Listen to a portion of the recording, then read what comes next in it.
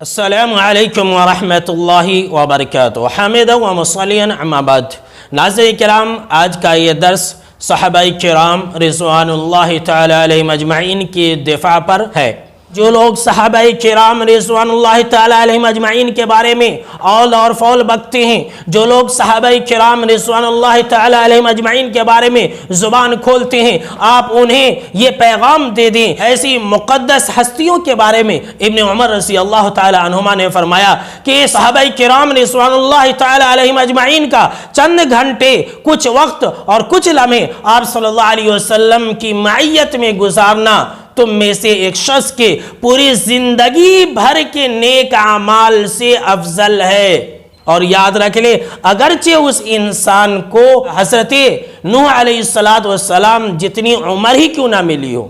اتنا ہی نہیں، ان مقدس ہستیوں کے بارے میں ابن عباس رضی اللہ تعالی عنہما نے فرمایا کہ صحابہ کرام رضوان اللہ تعالی علیہم اجمعین کا آپ صلی اللہ علیہ وسلم کی صحبت میں کچھ لمحے گزارنا ایک انسان کے 40 سال کی عبادتوں سے بہتر اور افضل ہے۔ آج کل کے لوگوں کی حیثیت اور اوقات ہی کیا ہے جو ان مقدس ہستیوں کے بارے میں زبان کھولتے ہیں؟ جانتے ہیں حبیب کائنات جناب محمد عربی صلی اللہ تعالیٰ علیہ وسلم نے کیا فرمایا؟ حبیب کائنات جناب محمد عربی صلی اللہ علیہ وسلم نے فرمایا کہ اے لوگو، تم میرے صحابہ کے بارے میں، میرے دوست و احباب کے بارے میں اپنی زبان کو لگام دو، اپنی زبان کو لگام دو، اپنی زبان کو لگام دو۔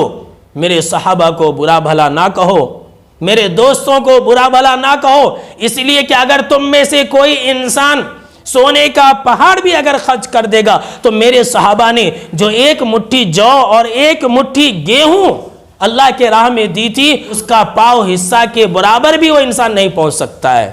اللہ اکبر۔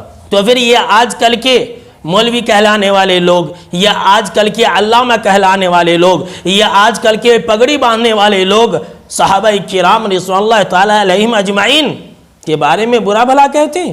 ناظرین کرام، یہ اصول یاد رکھیں کہ اگر آپ کبھی بھی کسی بھی شخص کی زبانی یہ سنیں کہ وہ صحابہ کرام کے بارے میں کچھ بک رہا ہے، صحابہ کرام کے بارے میں کچھ الٹے سیدھے بول رہا ہے، تو سمجھ لے کہ ایسا انسان زندیق ہے اور کافر ہے۔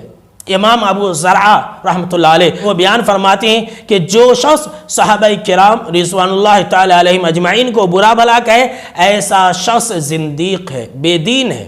کیوں؟ اس لیے کہ ہم اور آپ جانتے ہیں کہ قرآن یہ اصل ہے، اب اس کے دینے والے اور لینے والے کون ہیں؟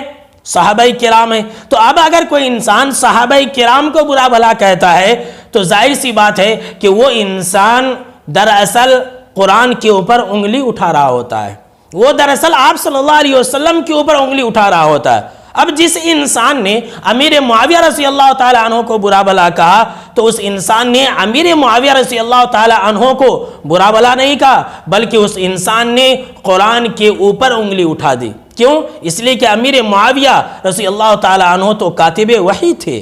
اسی لیے یاد رکھے، جو صحابہ کرام رضوان اللہ تعالی علیہم اجمعین کو برا بھلا کہے، وہ انسان اپنی اس حرکت سے قرآن مجید اور احادیث نبوی صلی اللہ علیہ وسلم کو باطل قرار دیتا ہے۔ ایسے لوگوں سے ہوشیار رہیں۔